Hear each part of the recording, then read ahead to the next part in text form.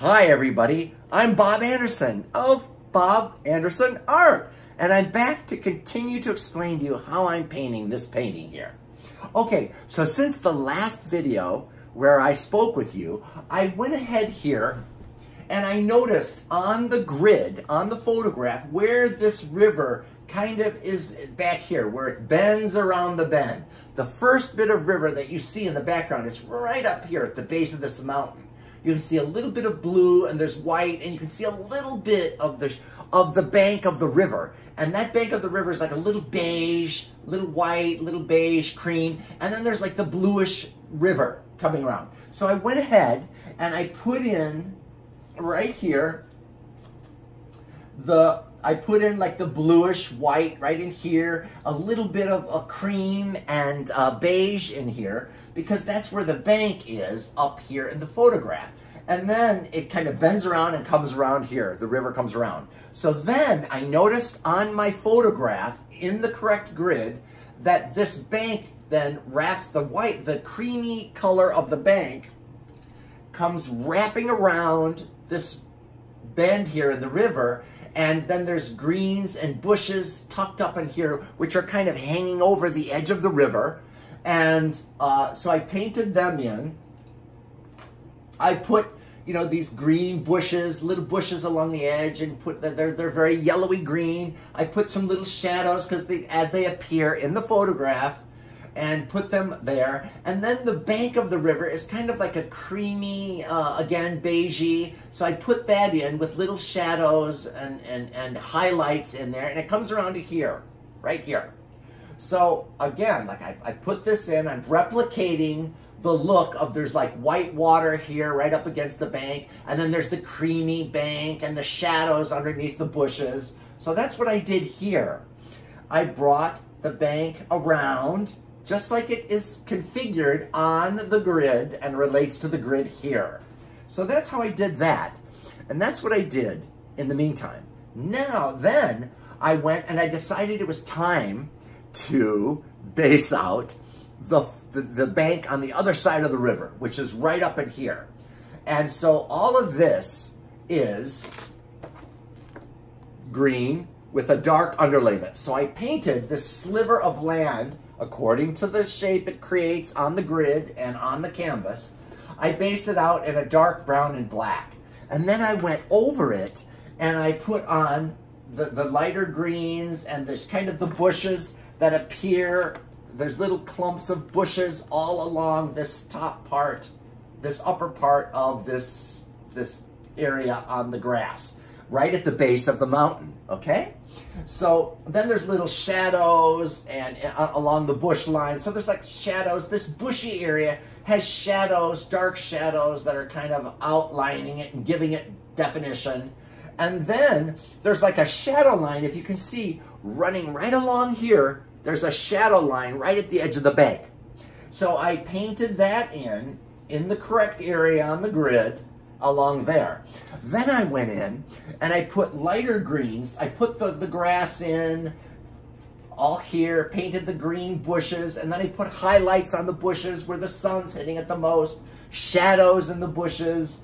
And then I went out here and I put the lighter green, the darker greens, and then the medium greens, and then the lighter greens.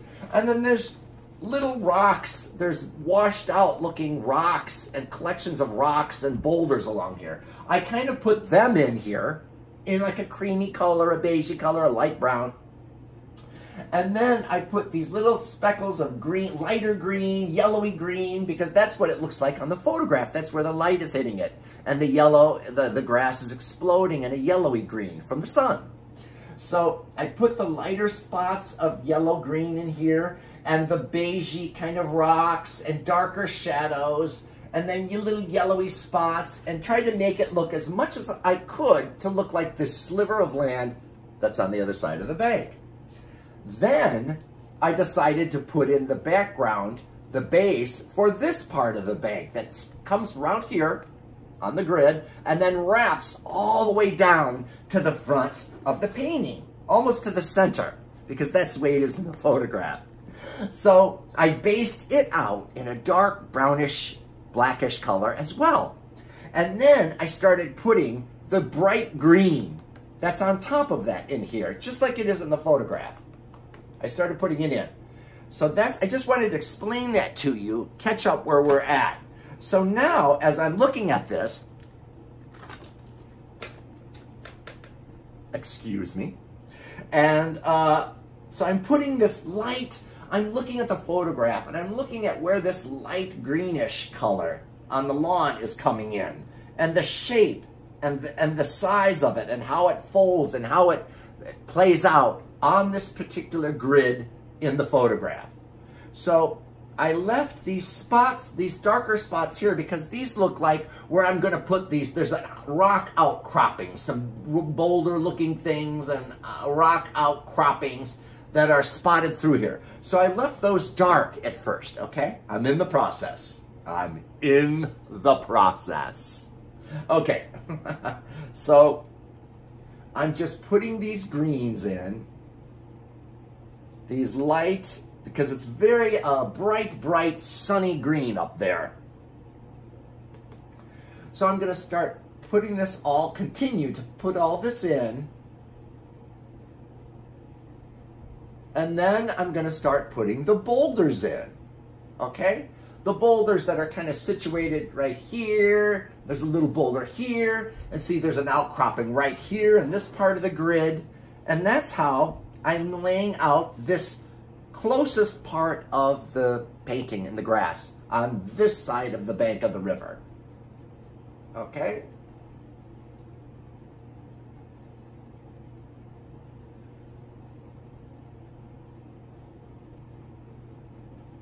And that's how you begin to develop, how I begin to develop the land over here on this side of the bank. And I'm just, as you can see it, I'm just putting it right over the dark brown base, because there's going to be little areas where that dark brown is going to show through because it's soil. And when you look at grass, although it may be basically really green, there are little bits of brown where little bits of the soil show through, and little bits of golden, like orange colors. There's all kinds of colors in grass when you really see it, okay?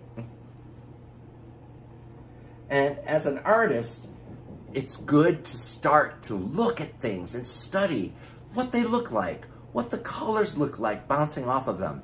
Because I remember when I was younger, I was told that there was colors and everything, but I couldn't see them. I had like a mental block or something. And then when I got older, as I kept looking, I started seeing little reflections of the sky, little reflections of this or that, bouncing off lawns, bouncing off trees, grass, buildings, sidewalks. It's amazing because everything has light and color bouncing off of it in many different ways. And that's what makes our world so colorful. Okay, so I'm back here. Now I'm noticing here that right here, before I even put the boulder in, it looks like there's a darker, greener grass area. So I'm going to make a darker green here. And I'm going to put that, or it's a bluer green. It's a bluer green. And I'm going to put that in right here as it pertains to the position, the correct position on the grid. Okay. So this has got to be a little bluer. So I'm adding the blue color here. And I'm putting it in, and I'm going to put the boulder in next right here, or this rock outcropping. So anyway, that's what I'm doing here. I'm beginning to bring the landscape forward to the front of the painting. Okay. So I'm putting this bluish green area in here, and it kind of runs down the side of the boulder. I've kind of screwed it up here, but I'll correct it, because you can always correct everything. Everything can be fixed. Don't ever worry. If somebody throws negative things at you, don't listen to them. Well, sometimes what people say, there may be some truth in it and you'll want to evaluate it, but a lot of times, I don't know if you've ever noticed it, but some people carry unhappiness inside of them, and because they feel unhappy and sad inside, they may feel negative inside. So if a person feels negative inside of themselves, they may reflect negativity on everybody that they come into contact with. That's why if you know somebody who is really negative and complains and gripes all the time about everything, then you know that that person inside feels sad and dark and depressed. Because that's why they're reflecting all this negativity that they feel inside. They see it in everything around them. So someone who's very dark inside always sees darkness first in everybody and everything.